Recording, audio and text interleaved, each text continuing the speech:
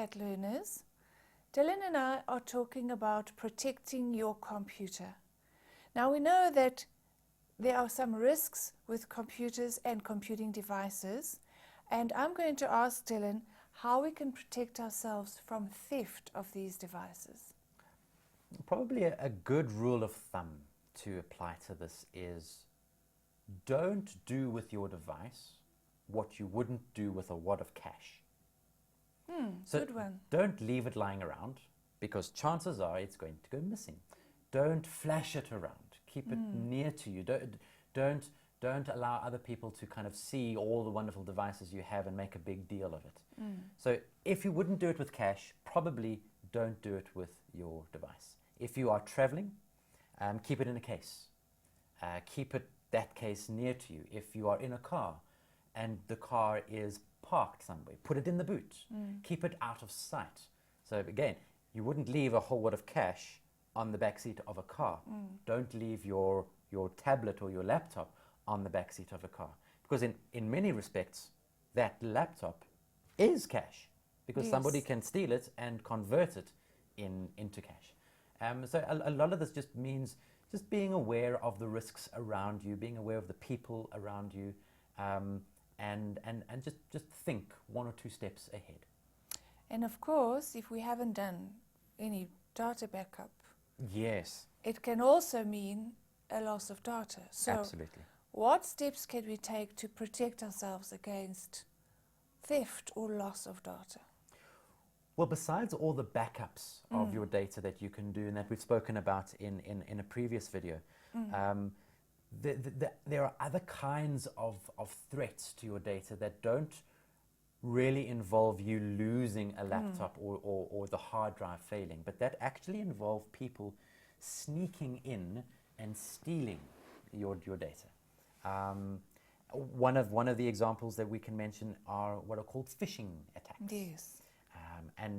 And people putting keyloggers or loading keyloggers onto your computer, which really all that they do is they monitor your keystrokes and they send back to some other person what keys you're pressing. So if you're typing in your very secure password into your banking site, for example, suddenly it's not so secure because somebody on the other end of an internet connection can read that password and then go in and steal your data. So there's really two or three basic ways to protect yourself in this regard. The one is to have good antivirus software.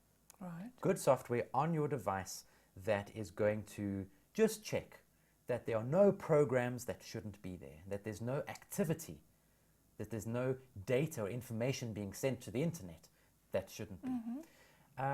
The second thing is to be aware of what you're installing. Be aware of what websites you're going to. If you go to a website on, I don't know, cracking or hacking the latest game, chances are it's a dodgy site. Chances are you might just get infected with something. Think of it like going into a hospital room with lots of infectious patients. Don't, because you might not get infected, but you might just. So be careful about where you're going to on the internet, because there are lots of people out there who want to steal your data and who try to steal your data. So don't give them the opportunity. The third way, and this is probably quite draconian, quite excessive, is disconnect from the internet, so that you are severing the cord between yourself and people that might want to steal your data. Now that might not be practically possible for a lot of the work that you want to do on your device, but it is an extreme version of how to protect very sensitive data. So you mean the less exposure you have Yeah. to the internet, the less likely you are to Absolutely. pick up all kinds of nasty bugs and things. And the more difficult it is for people to get onto your computer to steal some of that data. I think we need to talk a little bit more about phishing and some of the undesirable types of sites. Perhaps we need to give some pointers what to look for. Because people are generally quite naive. Yeah, sure. It's sure. nice to believe that that message that you're getting flashing on your screen, that you're the millionth visitor and you're going to win so much. Yeah. You know, it's nice to think, what if it's true? Yeah, I think there's a tendency in all of us, absolutely. unless we know what the facts are about this. Yeah. So that big banner that flashes, you know, you're the lucky millionth visitor to the... Don't believe it, because it's not true. It's absolutely not true. The big banner that says, oh, we've discovered a vulnerability on your computer, click here now to improve your... It's not true. Those kinds of banner ads that you find on websites that flash, that go overboard in attracting your attention, do not trust them. Do not click on them under any circumstances. You're just asking for trouble. But there are more subtle things as well. If you are going to your banking website, for example, and you don't see HTTPS, Yeah. quit immediately, because you're on the wrong site. That's called spoofing, where somebody puts up a website that looks like the site you want to go to, but actually there are minor details that are wrong. Emails. Huge vulnerability in emails.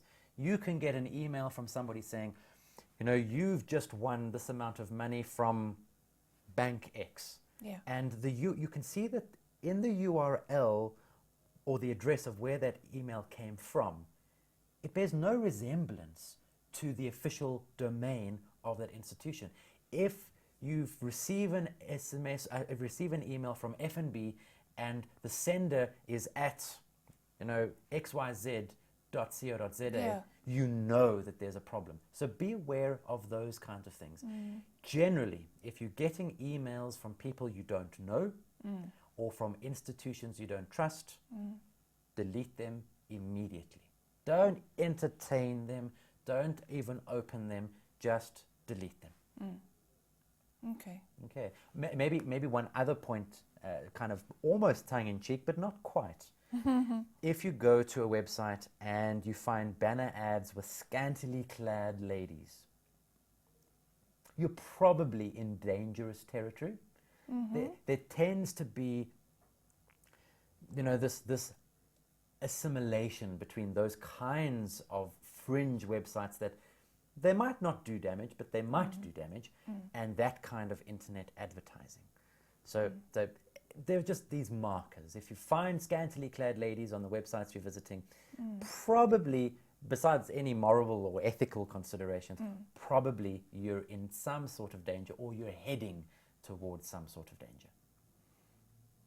Do you think in our discussion now we've covered everything that we need to about protecting ourselves from viruses, Trojans, and all the different types of bugs?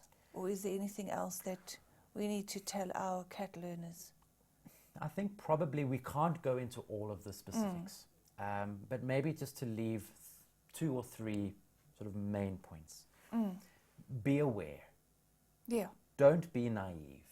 You know, people are not all good, and then there are many people who make a living by trying to do you harm. Secondly, be responsible. If something feels off, if something doesn't feel right, make the responsible choice and delete the email, move away from the site, go somewhere else. And maybe the third thing is have the right kind of software installed. Exactly. That if something does get through the cracks, if you miss something, it is going to flag for you. And when Symantec or whatever antivirus program you have flag something, take it seriously. Don't just, no, you know, I don't really care. If you have that attitude, you might lose a little bit of data to begin with, but a lot of this can snowball very, very quickly. So if your program flags an incident, take it seriously and take the recommended action. Yeah. And obviously keep your virus program up to date. Up to date. Yeah. Yeah. Good point.